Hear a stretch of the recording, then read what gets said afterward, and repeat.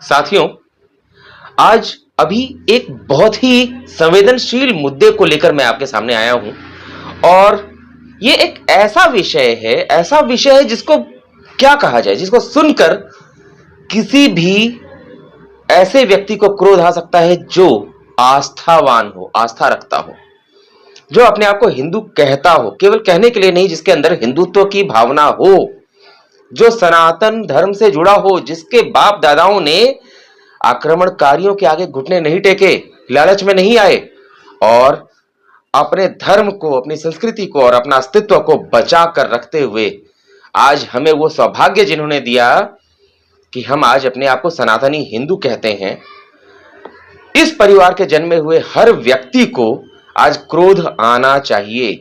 लेकिन लगता है कि हम हिंदुओं का क्रोध कहीं छिप गया है, सो गया है।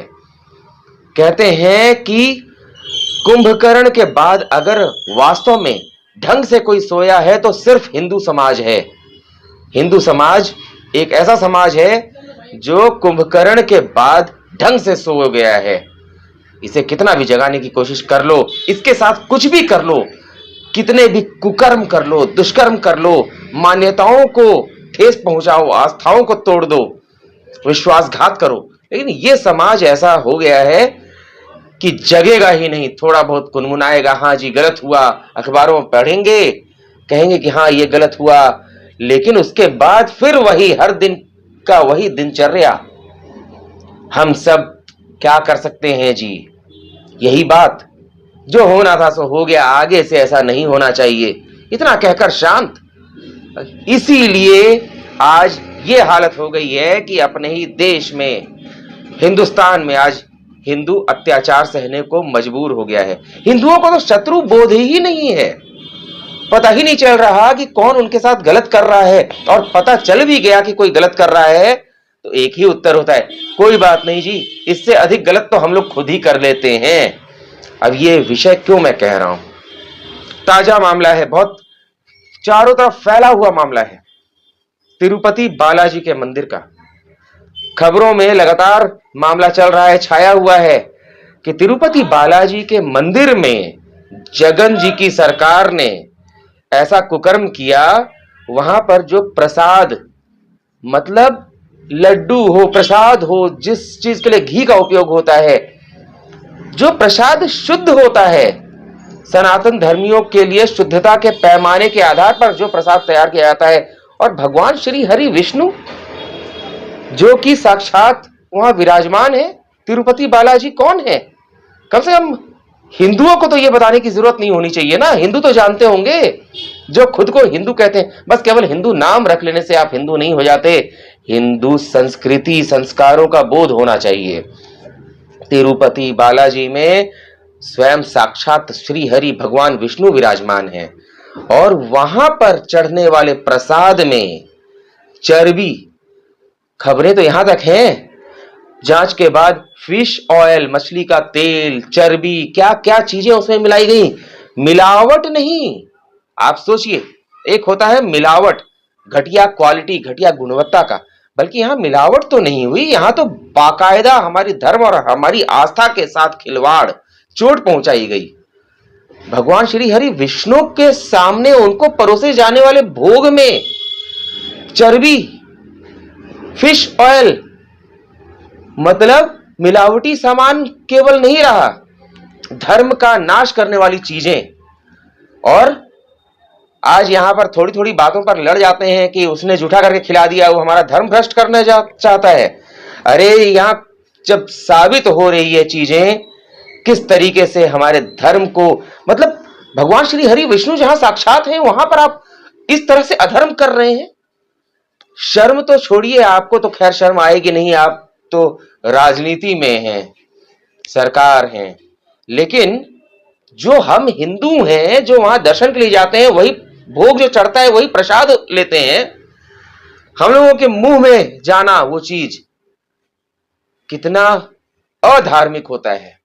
और जब तक पता नहीं था तब तक की तो बात अलग थी, लेकिन आज जब पता चल गया तो भी हिंदू समुदाय, सनातन समुदाय शांत, चूड़ियां पहनकर बैठा हुआ है, जुबान नहीं है, मुंह नहीं है, बोली नहीं है, आप सोचते भी नहीं है कि आपके साथ क्या हो रहा है। और हमारे ही हिंदुओं में सेक्युलर हिंदू जो धर्म वर्म को नहीं मानते, सब धर्म बराबर हैं जी, ठीक है, सब धर्म बराबर हैं, इसमें आपत्ति नहीं है, मान लिया आपने, वैसा समझ लिया।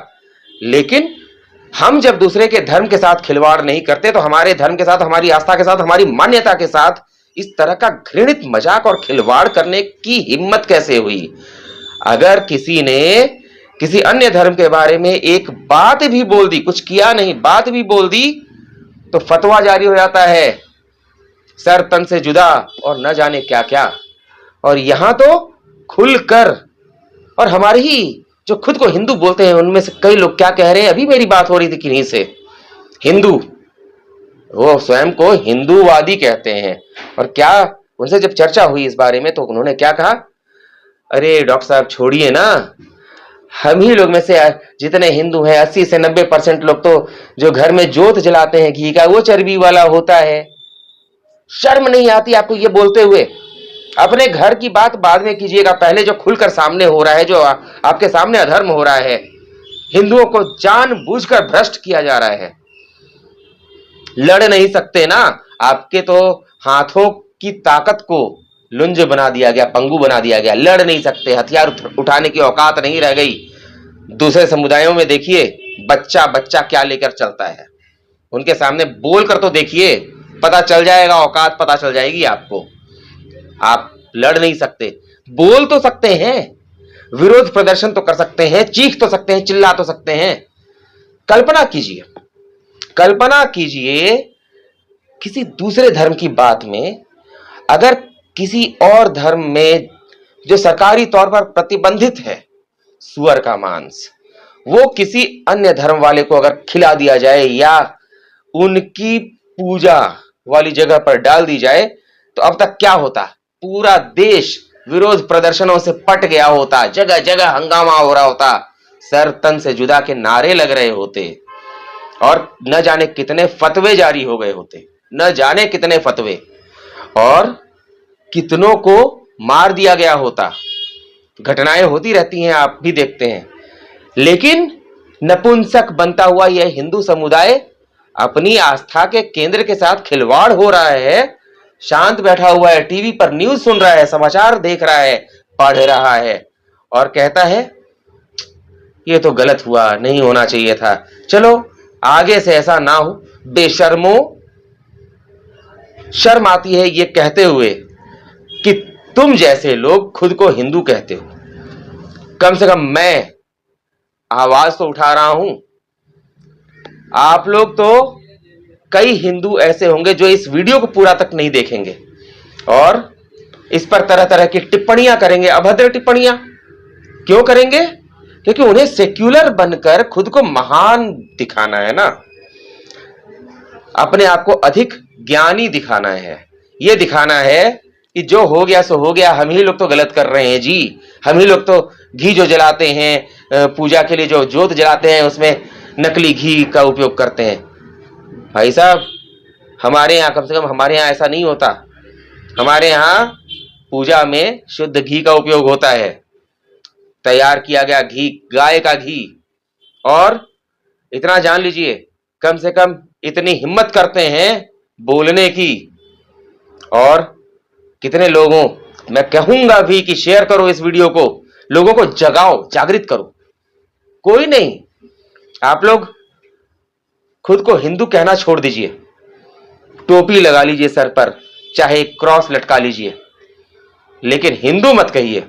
टीका लगाकर घूमते हैं ना, और जो मठाधीश बैठे हुए हैं, हिंदू संगठन हैं, कथावाचक हैं, आप लोगों के मुंह में क्या दही जम गया है? आप लोग विरोध करते हुए इसके खिलाफ हंगामा नहीं कर सकते हो? हंगामा भी नहीं कर पा रहे हैं।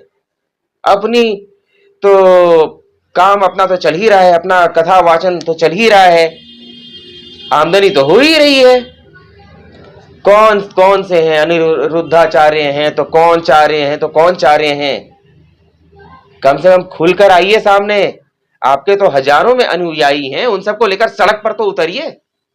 लेकिन नहीं, सड़क पर उतरेंगे, विरोध हो गया तो क्या करेंगे जी? सरकारें तो मौन रहेंगी।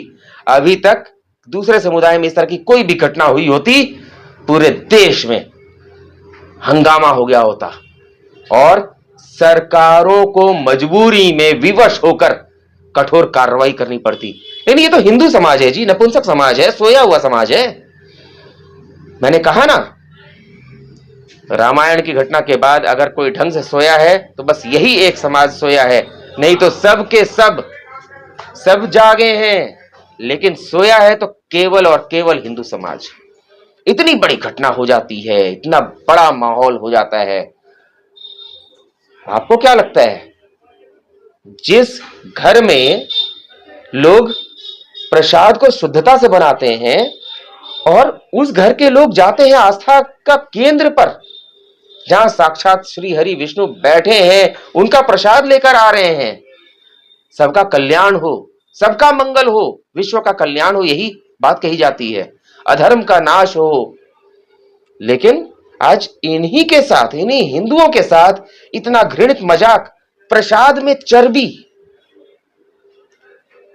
शर्म आती है अब कहने में, जो लोग इस बात को भी बड़े हल्के में लेकर चल रहे हैं। कम से कम आज तो जाग जाओ। आज नहीं जागे तो कल को तुम्हारे बच्चों के मुंह में कौन क्या डालेगा, क्या खिलाएगा जबरदस्ती। शिकायत करने मत आना, शिकायत करने मत आना कि हमारे साथ ऐसा हो रहा है। कुंभकर्ण सोया था लंबे समय तक, लेकिन जागा, और आज तुम्हारा भी वही हालत हो रहा है। आज नहीं जागे, लड़ नहीं सकते तो बोल सकते हो, बोल नहीं सकते तो लिख सकते हो। सोशल मीडिया पर हो तभी ये वीडियो देख रहे हो। लिख तो सकते हो, लेकिन तुम्हें तो सबका साथ, सबका विकास चाहिए ना। आपत्ति नहीं है इससे, सबका साथ हो, सबका विकास हो, लेकिन हमारा नाश क्यों? हमारी धर्म का नाश क्यों? हमारी आस्था के साथ खिलवाड़ क्यों? बस बहुत हो चुका, अब जाग जाओ। जब तक अधर्म को सहते रहोगे तब तक सब कुछ नष्ट होगा और अंत तुम्हारे और तुम्हारे परिवार के नाश से होगा। आज जाग जाओ। चेतावनी नहीं है ये आने वाले खतरे का संकेत है। उम्मीद है जो वास्तव में अपनी आस्था को मानते होंगे वो इस बात से सहमत होकर आगे आएंगे, बातों को आगे बढ़ाएंगे। नमस्कार।